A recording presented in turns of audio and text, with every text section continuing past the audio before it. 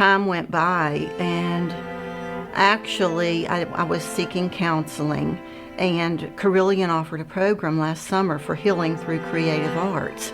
And of all the things that I've been through, that has just rerouted me to a whole new path in life. I mean, I'm just surprised myself how profound this can be.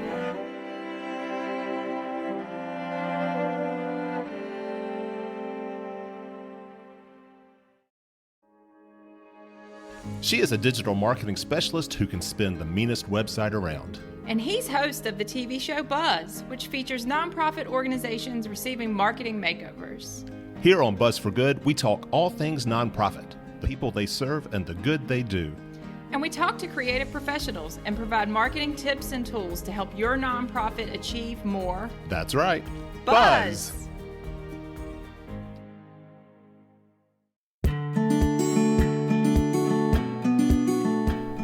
Arts and cultural nonprofits that heal. That's the focus of today's Buzz for Good. What you heard in the intro is the voice of Jane Tysinski. She was a patient at Carillion Clinic suffering from extreme depression until she began receiving treatment from one of Carillion's artists in residence, a gentleman by the name of Brian Harvest Black Hancock. And we are going to share today on Buzz for Good Jane's story, as well as the stories of people who have been helped throughout Southwest Virginia by the healing arts and those nonprofits that are providing that healing. Greetings, everybody, and welcome to Buzz for Good. I am Michael Hemphill, creator and host of both this radio show and the TV show Buzz, which airs on Blue Ridge PBS, where we feature the great work that nonprofit organizations do in our communities and the marketing pros who give them more buzz so that they can attract more donors, volunteers, and clients to their cause. You can be a Buzz for Good by joining our happy hour on Wednesday, August the 3rd, from 4 to 6 p.m. at Old Salem Brewery on Market Street in downtown Roanoke. We are going to be celebrating 2 seasons of Buzz on Blue Ridge PBS, and then the following week, we will have our season 3 premiere on Blue Ridge PBS on August the 10th at 7 p.m. It'll be our first hour-long show featuring the Grandin Theater Film Lab. I encourage you to set your DVRs now. You can also come and watch with us and others in the community at our sneak peek watch party at the Grandin Theater on Tuesday, August the 9th.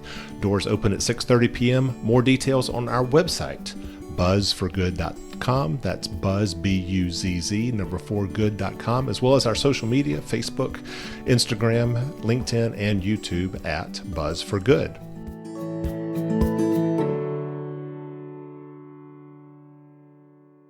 This past week, we aired on Blue Ridge PBS and at our watch party at the Grandin Theater, our newest Buzz episode featuring the healing arts. Stars of this show included Carillion Clinic, Roanoke Symphony Orchestra, the Taubman Museum of Art, 5 Points Music Sanctuary, Anderson Music Therapy, Brian Harvest Black Hancock, 5 Points Creative, and on and on. It was just a who's who of amazing individuals and organizations throughout the Roanoke Valley that are involved in the healing arts. And today, on today's Buzz for Good, I'm going to play portions of this show, which really translate well to an audio audience, and share a conversation I had later in the week with Douglas Jackson and Shalene Powell, who I am privileged to work with here in 2022, creating 6 episodes that highlight the vital role that arts and cultural nonprofits play in the Roanoke Valley.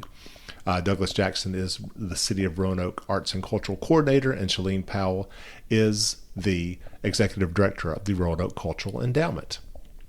You know, when it comes to the healing arts, so often we think of illness and medical care. Our focus is on diagnostic tests and x-rays, MRIs, medicines, and so on. But what often gets overlooked is the therapeutic power of art in healing, not only the body, but the mind and the soul. All are obviously extremely woven together. And so we are fortunate to live in a community that values art and its restorative qualities, as you can hear on our latest episode of Buzz. Finding healing can often feel like a maze. For some sicknesses, psychological and emotional, the path to a cure can be equal parts science and art. Today's episode of Buzz focuses on the healing arts, part 3 of a 6-episode series we are producing in partnership with the City of Roanoke and the Roanoke Cultural Endowment on our region's arts and culture. And when it comes to the healing arts in Roanoke, there's no mysterious route on how it all started. The origin of this story has a straight path to one man, Dr. Robert L.A. Keeley. Hi, I'm Dan Keeley. I'm the 10th child of the 15 Keeley children, and I'm the Director of Music and Worship at Our Lady of Nazareth. I've been in that position for 28 years. I'm Nina Keeley Sweeney, and I am the last of Dr. Robert L.A. Keeley and Nina B. Keeley's 15 children, and I'm a family practitioner here in Roanoke, Virginia. My dad's musical legacy, I remember as a child that he played a couple piano pieces that he learned from memory, and he always played public radio on Sunday morning, the Mormon Tabernacle Choir, so I always remember that. So my father, Dr. Robert L.A. Keeley, is from the Roanoke area, moved back and helped start Jefferson Surgical Clinic, where he was a general and thoracic surgeon for many years. The other thing was that, of course, us going to church, and he would always sing, so I witnessed that. And he would tell stories about his dad being the first music minister at Our Lady of Nazareth. So it's come full circle. And he practiced at Roanoke Memorial Hospital. He was also involved in the residency programs for general surgery as a liaison with the University of Virginia. And later on in life worked for Carilion Roanoke Memorial Hospital, where he worked as a physician liaison between the nursing staff and other physicians. The Healing Arts program, I believe, began with an initiative called Medicine and Muse. And my father was the first person to receive that award from Carilion. It was the start, I believe, of the Healing Arts program. One of my favorite things that they have is the burden boat, and when you go into the hospital, you're anxious and you're nervous and you're worried about your loved one or whoever is there. And, people will write their burdens into that boat. And then each year they take that to the healing garden, they take those burdens and they light them on fire. A lot of people have done that and commented about how they thought that was such a neat practice and how it was nice for them to unload that burden when they came into the hospital. What would my dad think about what Healing Arts is doing today? I think he would be blown away. And every time I think about this, I really get emotional because it's people who are on the Healing Arts Board are so invested in that vision of healing with the arts. And I thank them constantly. I totally, every time we meet, I am so grateful for all the work that they do. So, and it touches me, obviously. So. Patients frequently get into a semi-depression in their hospitalization because they realize that after all they're human, they have to stop work. They may not be able to go back to work, but these activities give them an avenue that gives them an interest in continuing life with interest, and it really works. In addition to the Burden Boat, the Keeley Healing Arts program has hosted art shows featuring work by Carilion patients, physicians, nurses, and staff, painted meditational mandalas on a hospital crosswalk, created a healing garden and a labyrinth to inspire creativity and relaxation.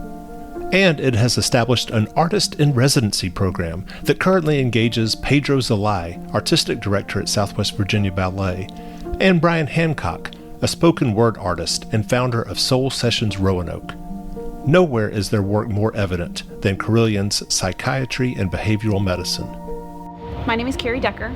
I am the lead adjunctive therapist here for inpatient psychiatry. I'm a certified recreational therapist, and I work with the music therapists, the rec therapists, and the art therapists here in inpatient psychiatry. So typically our patients are here for self-harm, or they're having a mental health crisis and they need support, whether it's to be at our facility to get their medications figured out or to just give them a safe pace to figure out where they're at. Our facility is really good at the whole person, so yes, medications are a part of it, but what other tools can we give them so when they discharge they can be successful? I think specifically for our patients, the way that these groups help them is giving them something that they might not have had exposure to before. So for example, for the youth and adolescent floor, most kids in that age range, your movement is like physical education. So it's not expressive, it's do what your PE teacher tells you, where this is more move your body in this way, how does that make you feel kind of a thing. And the way that Brian engages with the patients is very much, this is your time. I'm here for you. And he creates a very unique space for them to write poetry. They can draw if they don't want to write, but really how they're feeling and giving them that opportunity to express it in a very safe way. One patient who has benefited from Carillion's Healing Arts program is Jane Tyminski, who had endured years of disappointing, even abusive relationships until she met the love of her life, Jerry. They were married 10 years until pancreatic cancer suddenly took him from her. I like to think of that old whack-a-mole game. I've been known as a survivor. I can smile for the camera, put that strong exterior on, and I just, you stick your head out, you get bashed. You stick your head out, you get bashed. And this time, I just crumbled into a major pit of despair. My name is Brian Harvest Black Hancock. I'm a spoken word artist. I'm the founder of Soul Sessions. I also am the lead performer for Harvest Black and Squad Soul. And been doing area events with Soul Sessions and doing music for about, I say probably over 20 years or so. Well, I just kind of stayed in that familiar pit for a while. I have no children either, so, there's just no word that I can think of powerful enough to describe it. It's just plain hard. I've been working with Carillon Healing Arts. They've given me a residency here, and I'm able to use creative writing prompts, music, poetry, and hip-hop as a pedagogy, and in different facets, working whether it be grief and loss, whether it be with children on the adolescent unit here at the Annex for Carillon, and just also with the doctors and nurses that have been on the front line of that egregious disease, COVID-19. Time went by, and actually I was seeking counseling, and Carillon offered a program last summer for healing through creative arts. And of all the things that I've been through, that has just rerouted me to a whole new path in life. I'm just surprised myself how profound this can be. I met Jane through, we were doing the Zoom project with Grief and Loss, and it's called The Art of Healing. It's been incredible. I just feel like I was just kind of caught inside myself in that muck. And, and I feel like that this program opened that door to where I could finally come out to where the air was fresh and the skies were blue. It took a while. It's not an instant thing. You have to put in the work. We had her write a poem about him. And I gave her an opportunity to say, we're not looking for like this thing where everybody is Shakespeare or something like that. We're saying, illustrate it from the heart of who that person was for you. Were you taking medication during this time as well? I was, and believe it or not, I've just recently became free from my medicine. This has been incredible for me. I'm on no medicine right now, so. So truly it has healed. Yes. My whole life has been challenging. I hate to admit this, but I've had a couple suicide attempts in my life. It's not been an easy journey. It was a beautiful thing to see people just kind of stand up. And even myself, I lost my brother a few years ago, unfortunately, to suicide. and just meeting people halfway, and being in the place of walking in vulnerability and walking in that honesty. Instead of saying, I'm the expert, I have all the answers, we're working to figure it out together.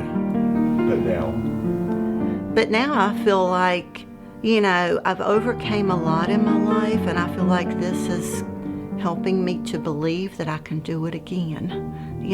I just feel like that I've been rescued out of that pit of despair. And, it's really seriously put me on a new path. I'm almost looking at things that happened to me, maybe as things that happened for me for such a time as this.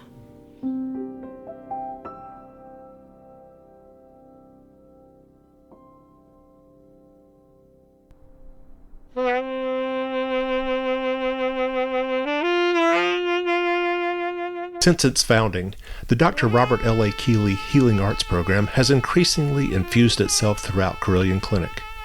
At the Healing Arts Garden along the Roanoke River, I recently met Augustus Leon Freeman, who has worked for 20 years for Carilion, most recently as a field services supervisor.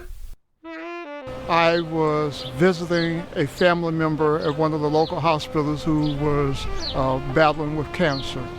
In that visit, I heard this melodious music come from a patient's room, and everybody stepped out in the hallway. We walked toward the room, and there were representatives from the Roanoke Symphony Orchestra there. They had the upright harp and all of these other instruments, and they were playing melodious music, and that sparked my interest. Well, one day I was preparing to leave for lunch, and at that time they were painting the wall that we'll see later, and the young lady stopped me and asked me to help paint. I said, that's not my talent. I'm left-handed. I can't even read my own writing. I said, I'm a musician. I kind of shoved it off and walked on.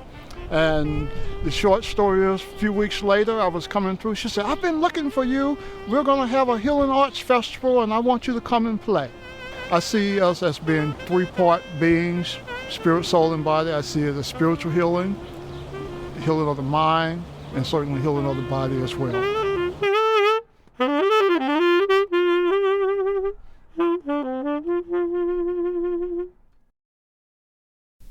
While Carilion Clinic took the first step in the healing arts, other community organizations have now joined the journey. Shalene Powell leads the Roanoke Cultural Endowment, which is working to provide a long-range funding source for arts and cultural nonprofits.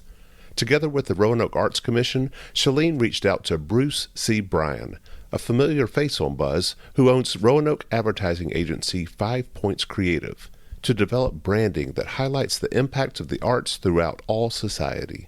What my team came up with and what we worked on and we're really proud to show is Arts Connect.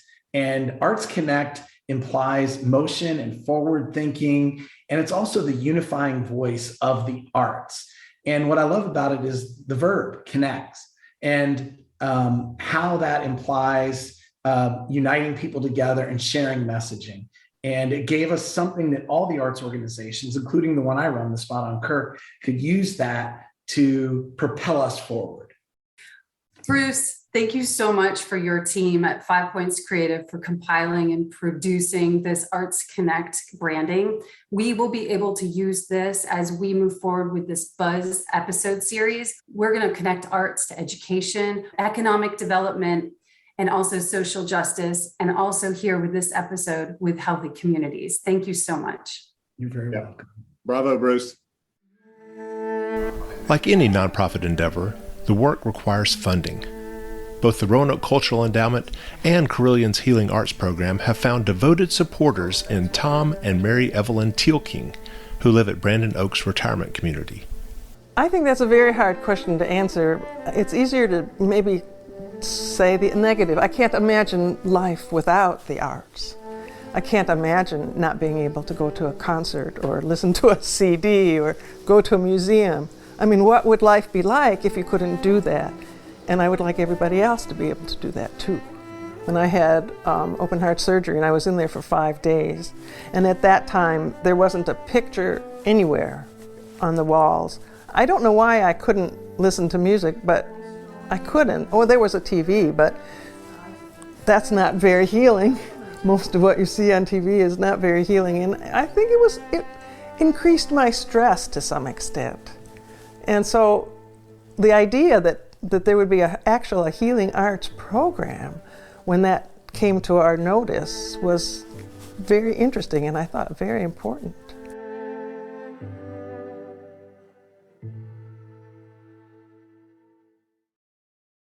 So we have been listening to our latest episode of Buzz that aired July 27th on Blue Ridge PBS. The show features arts and cultural nonprofits in the Roanoke Valley that are involved in the healing arts.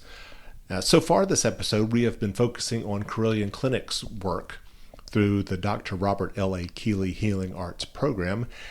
And now we're going to transition in this show to other organizations in the community that are also working in this space. We are starting with a collaboration between the Brandon Oaks Retirement Community, Roanoke Symphony Orchestra, and Anderson Music Therapy, which is housed in the Five Points Music Sanctuary. Here you're going to hear from David Crane, the RSO Executive Director, music therapist Noel Anderson, and Brandon Oaks Administrator Natalie Weiniger. Other residents at Brandon Oaks Retirement Community also banded together to incorporate healing arts into a program that brought in Roanoke Symphony Orchestra and Anderson Music Therapy to help residents suffering from memory loss. So about 4 years ago, we started hearing about other orchestras, other ensembles, different groups using music in different ways to really help people with memory care, different therapeutics, heart, blood pressure, all kinds of things that have to do with wellness. So as we delve more into that idea, we developed this program, which is therapeutic, and it's live music with a larger group, 10 to 15 people, doing lots of different things. So we're designing programs.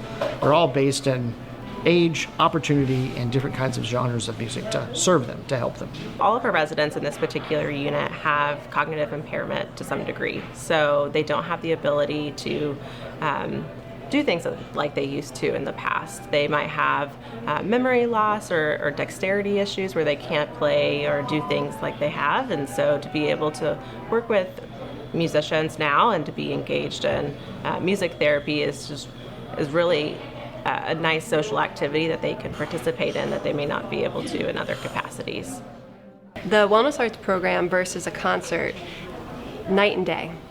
Because when you have active music making, where you're giving them props like scarves and sticks, egg shakers, things that they can interact non-verbally. To snap your fingers with the beat, to tap your toe, to wave the scarves, to play with sticks, to be engaged with some interaction is firing the brain on all kinds of levels that we just take for granted. It's just kind of normal to go to a concert and enjoy it on all kinds of different situations.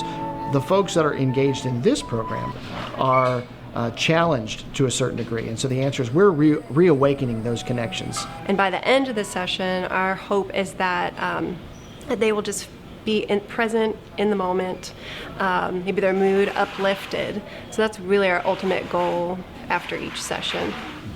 We even have some residents that will visit with family members after one of our sessions because they become a little more verbal, a little more communication in their everyday life after one of our sessions. So it's exciting to see people move and wake up and have an opportunity to interact with others. That I think it's time that we really understand all that's happening in the brain, all that's happening physiologically, and how connected our body and our mind. I think when we come to understand that, that's when we're gonna, as a whole, tap into more therapeutic programs like the wellness arts, like the programs that 5 Points is supporting, and our music therapy services. So having worked in the long-term care industry and having been in other facilities, you don't see a partnership with a symphony organization and a long-term care organization very often. So to have this program for our long-term care residents is really nice to see, and to see the benefit that our residents have. Anderson Music Therapy is housed at another Roanoke nonprofit, 5 Points Music Sanctuary, led by Tyler Godsey, who witnesses the healing power of music and sound not only for the families who visit the sanctuary, but within his own family as well. One of our annual dinners, we had a performance from one of our music therapists and their client. And the lady was trapped in a chair, unavailable to express herself in many ways, but she got on the stage and she sang a song.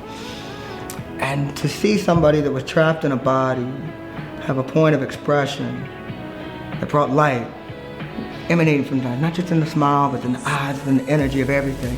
You watch right then and there how the power of sound can impact people in ways that we don't always think about. My name is Whitney, and my daughter currently has music therapy sessions with Cassie here at Anderson Music Therapy.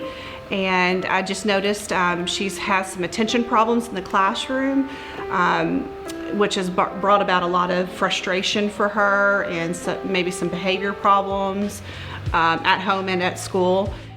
When you see the parents come out of these sessions and then they go home and they find these points of connection that aren't just confined to a 1-hour session here, but they serve as an outlet, a path toward a broader connection with the child when they go home. That in and of itself is a power that you can't even measure. She's a lot calmer for me, a lot more focused, because we go back home, we do math. Math is her hardest subject. So when we go back home, she's able to sit down and focus calmly, and there's not a lot of, mother-daughter struggle there. I have 2 children that are both born deaf. At the age of 11 months, we gave them cochlear implants, allowing us to celebrate the gift of sound. When I turned on my son's ears, he was still a baby. He leaned over, my wife leaned over, and the first words she says are, "I love you."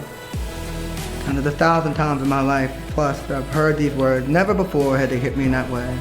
It was emotional, mental, physical, spiritual.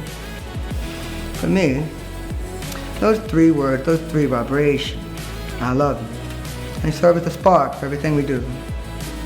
And currently we do not give my daughter any sort of medication.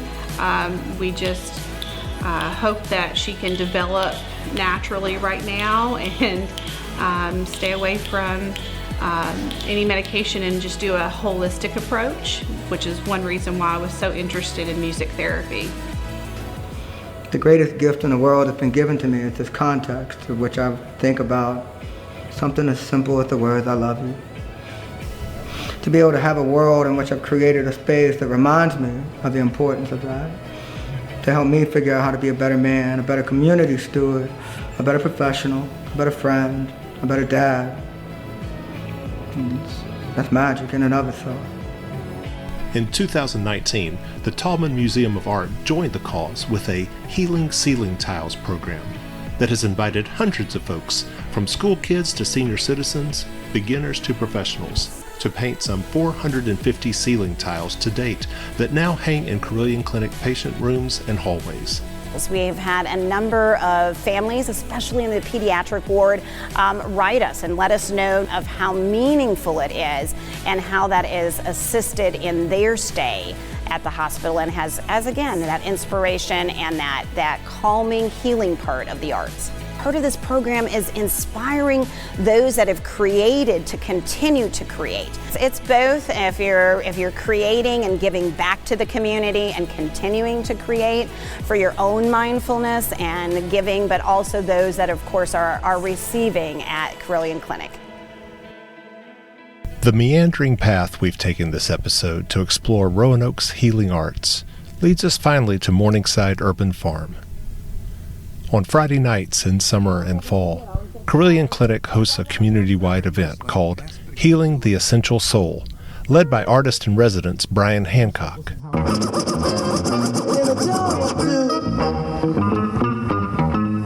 Dear Tom, you just keep going, and one day you're going on without me. So many questions, do I reap the harvest first sow seed? Take me where legacy lives in earshot to the heartbeat. See, often we look for heroes where grass grows under feet. Legends we seek burn, burst brighter, form galaxies, and even though we want them closes, it is God who oversees the tilling of a garden that feels so out of reach. Underscoring the new Arts Connect branding, people from all walks of life, patients and providers, familiar faces, and newcomers alike are invited to this space to share music, movement, artwork, creative writing, and of course, poetry. So if you have time, then just start from your beginning and take your time. I guess you do belong to me. Intertwine, so whatever we do together, prepare precisely. Precious are these moments, make it count. Something to see. See, I see you. Time. Just keep going on without me. And that's it.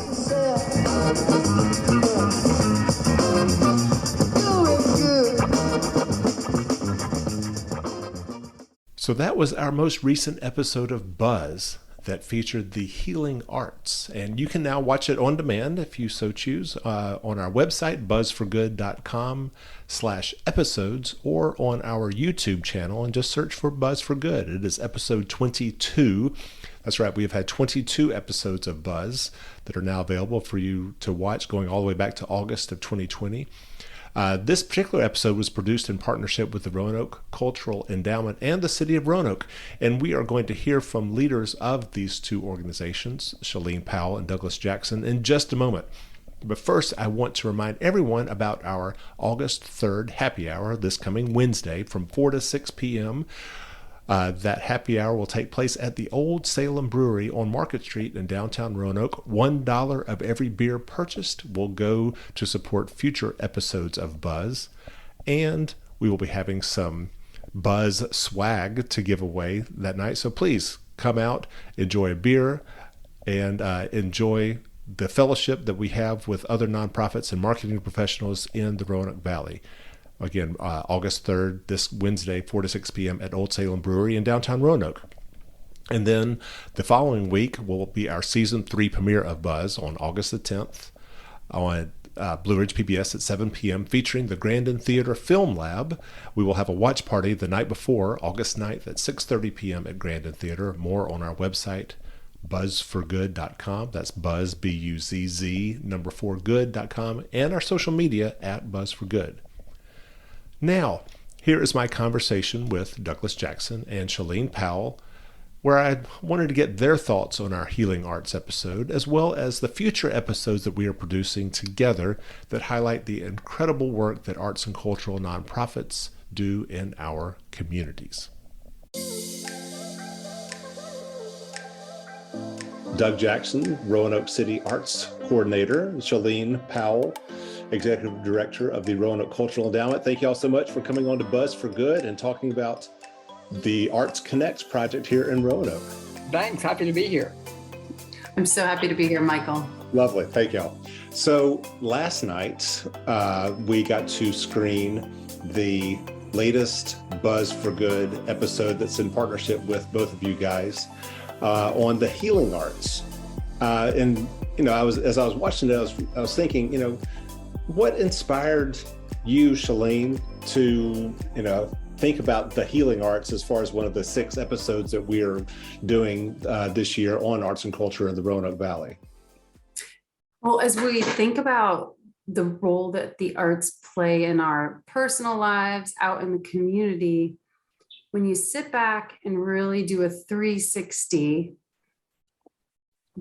there's actually a huge component of work that's being done in healing and therapeutic practices that incorporate a lot of different art forms and philosophies.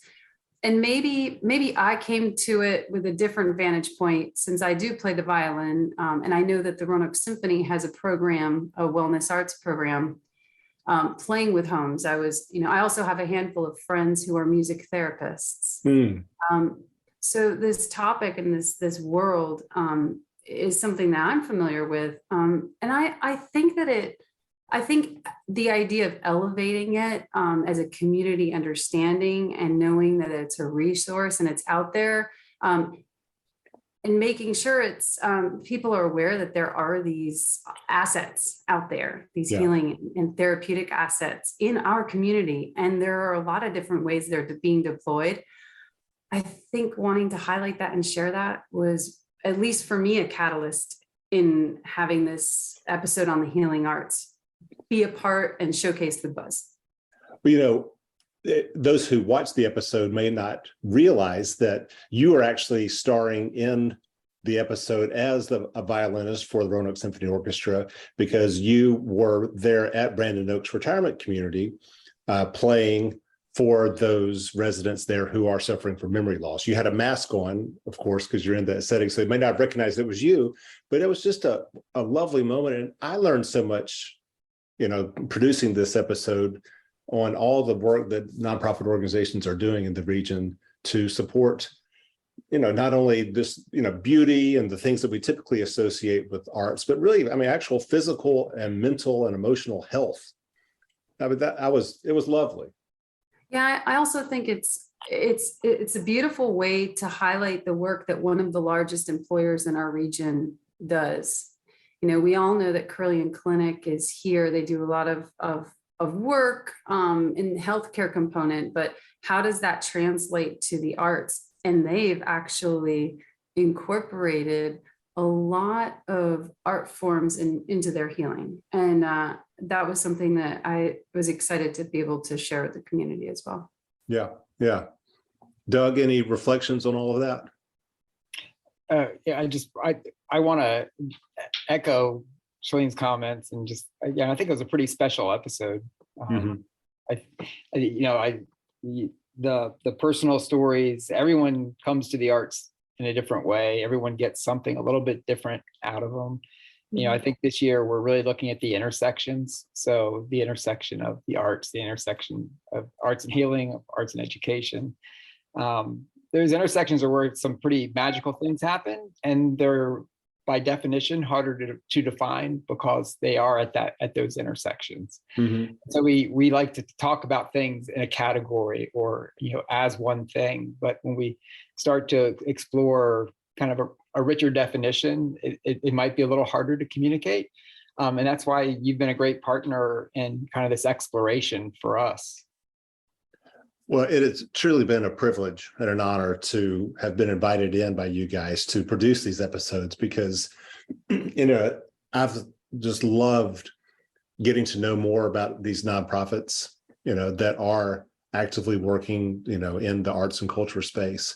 And this episode in particular was just eye-opening for all that is being done. Like I said, sometimes we confine the arts to this one particular corner of our world. And when we allow ourselves to be open to the transformative power that the arts can have on everything, it's special. It's special. And I think we're really fortunate to have a community that is increasingly embracing that. Yeah, the intersection of arts and healthcare and well-being is something that I think it would be good to get out there in the community even more. And I think this is an area of our community that it will only continue to grow. Right. Well, those tuning into today's Buzz for Good, we have already played the audio from that episode, but I would invite everyone to go to buzzforgood.com and actually watch the episode and see just this work happening, person. It was really inspiring. And this was just episode 3 of our 6-episode series that we were doing in partnership with Roanoke Cultural Endowment and the city of Roanoke this year on arts and culture. Next up, we have arts education. And we got to get a little involved with that work this summer because the Patrick Henry High School was home to a middle school theatrical production, kind of a summer camp, where over the course of just 2 weeks, middle schoolers from all over Roanoke City came together to put on Aladdin. I don't know if either of you got the opportunity to see it, but it was awesome what these kids were able to create in just 2 weeks. So what inspired you guys to want to focus on arts education as part of, this 6-part series? But for me, it was a no-brainer. When we're compiling different themes for each of these series, there are certain themes that are just that kind of rise to the surface. And that we're talking about intersections. There's a huge intersection of arts and then education. And so a natural partner here is we're the Roanoke City Public Schools. So what I hope to do with this upcoming Buzz episode on arts and education is perhaps highlight some student stories throughout their, through elementary to middle and then upper school, kind of track what the arts did for them during their tenure through school. And also just highlight the impact of how it can open a student's mind to some things that might not have been an option for them or something that they would have ever thought of, or maybe provide an outlet for a student to express themselves or something that they're struggling with, or to socially make friends through a group because, hey, theater opened that for me. So it's kind of showcasing the great work that happens in Roanoke City Public Schools. Beyond just the staff that they have internally, there are nonprofits that actually bring programming into the schools. So it's showcasing all of that. Yeah. I mean, so often in public schools, well, any school system, it's the primary extracurricular activity is sports, and what I think goes underappreciated are the teamwork opportunities and possibilities that come from participating in an arts program. And what we saw at Patrick Henry that day was just extraordinary. All these kids from different middle schools coming together and creating something extraordinary over the couple of weeks. You talking about tracking a student. When I was there was a recent graduate of Patrick Henry High School who was there actually helping these middle schoolers with their performance. He ended up first discovering theater in elementary school for a production that was put on by the Roanoke City Public School where he attended. And he was just captivated from that moment and went through middle school and high school, just becoming more and more enriched by Roanoke Public City Schools, theatrical productions. And now he's going off to NYU to basically hopefully one day become a Broadway performer. And it was really inspiring that, here's proof that there is this possibility here in Roanoke. And it starts with that aha moment or that one spark, right? Mm-hmm. It was great. It was great. And as Buzz, the way that Buzz can then kind of bring to this episode, how, highlighting and sharing, like how will you be able to then help share back out to parents, help to the community, the message of all that work that the arts play in the city schools. Yeah. So that's the two-part here. I'm excited about the upcoming Buzz Arts and Education episode. Doug, were you going to say something? Yeah, I was just going to mention, a good percentage of the city's arts and cultural funding goes to organizations that are working in the schools, and engaging kids in fantastic ways. And I grew up in a much smaller community and did go back and forth. And one day, between soccer practice and band practice, and was kind of had my foot in both worlds of sports and arts. And both of them are community builders. And they both do it in beautiful ways. And I love going out to Patrick Henry last year and watching the soccer team that was doing so well. Mm-hmm. I also love going to see Dance Espanol celebration at Berglund Center, where Southwest Virginia Ballet gets all of the elementary school students of a certain age out dancing together on the stage, and their families are there and they're cheering and they're supporting. And it was just so joyful. And it's exactly what kind of community building we can do through the arts, I think. So I think there's some great stories to tell from a variety of perspectives when we hit that intersection of arts and education. Yes. Yep. Yeah. We felt lucky being able to kind of start that this summer.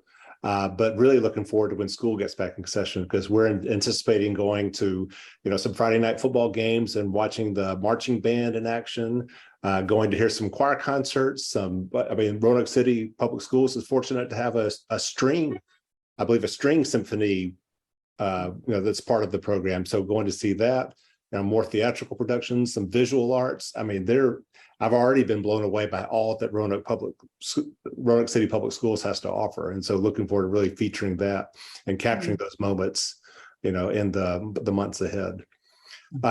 After arts education, we're starting to have some conversations about arts and economic development for perhaps the 5th episode of this Buzz series. What's your vision of that? That's a great question. And we're going to reach out to partners. Part of this process, which I think is a terrific one, is that kind of exploration, and that we are using these episodes to explore, to think and experiment. And we want to test some hypotheses, I think. And the hypothesis is that, the arts are good for economic development. They create jobs, they're a sector themselves. There are side benefits when someone comes to a performance downtown. They're eating in restaurants, et cetera. But I also think it's part of a selection process too. And that if a talented person is going to start a business, what kind of community they want to start a business in. If a business is looking to add a location, where are they going to find the talent? What kind of environment do their employees want to be in? And I think the arts are a critical factor in that. But that's, I know that we have some national studies, and we've done some work here that Shalene and the Cultural Endowment led with Americans for the Arts. So we've got some data and some information, but what's the tool we can use to be really strategic around it? What's the next step for us? How do we, with all of these wonderful assets, how do we align them to do as much as possible with them? So you're going to help us do that.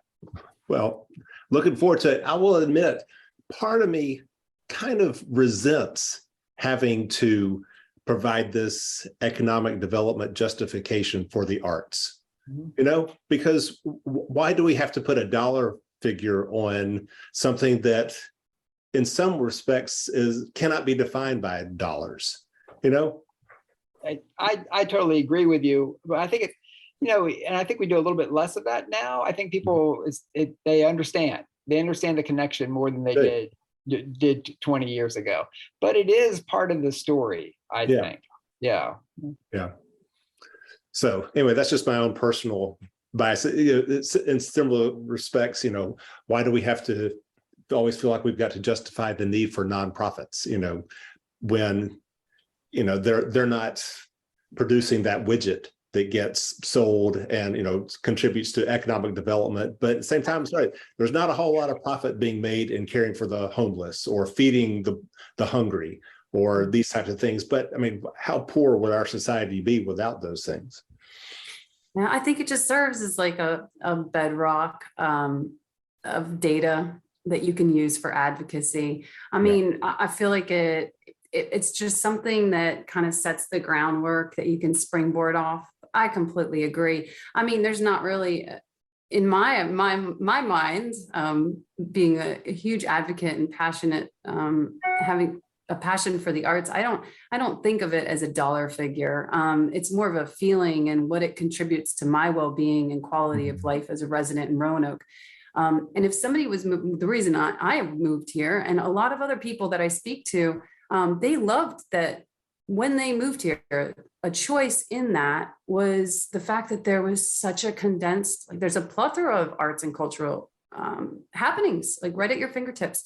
I feel like every weekend, every week, there's too much to go to everything. It no longer has that small town feel. It's got like that small city feel where that's great. There's so much going on. Yeah. And that's a benefit of what Roanoke provides. That's an asset. And our organizations do a stellar job at what they do. There are great productions. There are great exhibits. And it's cross sector. And we've got, when we talk about economic development, part of that is small business development. It's dream development. We've got some terrific small businesses that are creative businesses. And I was down the other day at the makers event that happened, kind of led by Gateway Gatewood Bros. I don't get the name of the business right.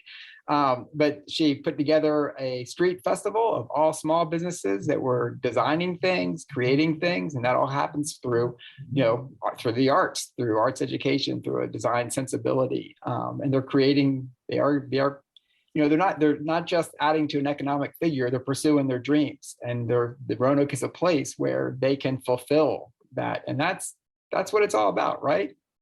I love that, Doug. Dream building. Yeah. It is. Well, let me take a moment to reintroduce you guys. So once again, we're joined here by Shalene Powell, Executive Director of the Roanoke Cultural Endowment, and Douglas Jackson, the City of Roanoke Arts and Cultural Coordinator. And we began our conversation talking about the episode of Buzz that we just presented this week on Blue Ridge PBS and at the Grandin Theater on the healing arts and nonprofits engaged with the healing arts in Roanoke. We've spent a little time talking about the next episode that we're going to work on, arts education in partnership with Roanoke City Public Schools. So we've just now talked about arts and economic development, which will be another episode that we are going to be producing as part of our 6-episode series. And then the last one that we're beginning to formulate in our minds, at least, is arts as it relates to diversity, equity, and inclusion. I'll ask the same question I did before. What's kind of your vision for how that episode is going to play out? Well, we're rolling up our sleeves and digging in it together, and we've got, I think, 350 artists who have said they're interested and want to be a part of it. We've got I think we've got 60 contracts done now, or agreements where artists are either artists in residence or they have painted a self-portrait that's hanging in the municipal building of how the community affects their art or impacts their art, and then how their art impacts the community. So we've got people thinking about it, and then we've got artists applying to do projects that advance justice, wellness, and inclusion in the community. And already, we've got fantastic things happening. In fact, we just talked about building dreams, and Simone Patterson is an artist in residence at the Envision Center, which is it's the old Melrose Library, and it's owned by the Housing Authority. And it is going to be a lively place this year as it opens. And on August 2nd, she's going to kick off her tenure there as the artist in residence. And her theme is dream building. Her theme, working through the entire year, is like dreams matter. And we're told not. She says we're told not to daydream. When you're a kid, you're like, oh, you're daydreaming. But wait a minute, what if we weren't? What if we weren't daydreaming? What if we were imagining a brighter future, our future, a future? So she's going to be doing lots of activities with the young people, and she's a former art professor at Virginia Tech, so she's pedagogy, but behind what she's doing as well. But that's one of many activities that are going to be happening, and it's going to involve, we hope, all of the arts. We want it to be, we've got from filmmaking, dance, singing. We've got singing circles that are happening, and you've covered those on your podcast, Michael. So I think that the exploration of this, when we dig into it, and we've had a few months of the projects happening, we'll already be learning and teaching ourselves something about what the arts can do in the community. And again, thank you for helping us do that. Yeah.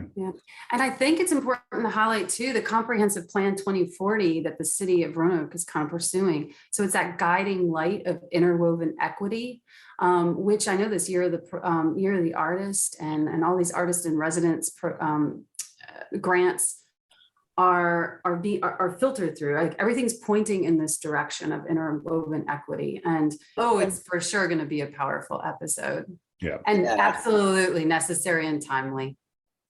And I think we'll look back to, I think the city, if you look citywide, we'll look at a watershed moment. It's being the End Racism Now mural in 2020, and something shifting. And, and that was an art project. It wasn't yellow letters painted on the street, which would have been more of a protest project. But this had individual artists painting each letter. So there was a message. It was protest. It was also art. And I think because it was art, it had a very different effect. It was powerful. It's profound for me personally. I talked to many people for whom it was. And I'd say that's something we're building on. I mean, it was protest, but it was also promise. And I think that's, where really great art comes alive. So, well, again, thank y'all both so much for not only coming on today's show and talking more about this, but just giving me the opportunity to work with you guys to showcase all that the Roanoke region is doing in terms of arts and culture, because it is transformative. And it's been a pleasure. So once again, Douglas Jackson, Roanoke City Arts and Cultural Coordinator, Shalene Powell with the Roanoke Cultural Endowment. Thank you all. And we look forward to continue buzzing with you in the months ahead. Great. Thank you. Hey, thank you, Michael. All right. Many thanks again to Douglas and Shalene for all of the buzz that they provide our arts and cultural organizations throughout the year. That's going to do it for today's show. I hope to see you again this coming Wednesday, 4 p.m. to 6 p.m. That's August the 3rd at our Buzz for Good happy hour at Old Salem Brewery on Market Street in downtown Roanoke. $1 of every beer goes to support future episodes of Buzz. And then the following week, August 10th, 7 p.m. on Blue Ridge PBS, our Season 3 premiere of Buzz, starring the Grandin Theater Film Lab. There's a sneak peek watch party the night before on Tuesday, August 9th at 6:30 p.m. More at buzzforgood.com and our social media at buzzforgood. We look forward to seeing you back here next week on Buzz for Good, where we will be featuring another great nonprofit, Friends of the Blue Ridge, which on November the 5th at the Jefferson Center is hosting the first ever Blue Ridge Jamboree that will feature an amazing concert, Doc Watson at 100 Years. We're going to be playing selections from that concert next week's show, as well as interviewing the key people involved. So until then, keep being a Buzz for Good, and we'll look forward to seeing you back here next week. Take care.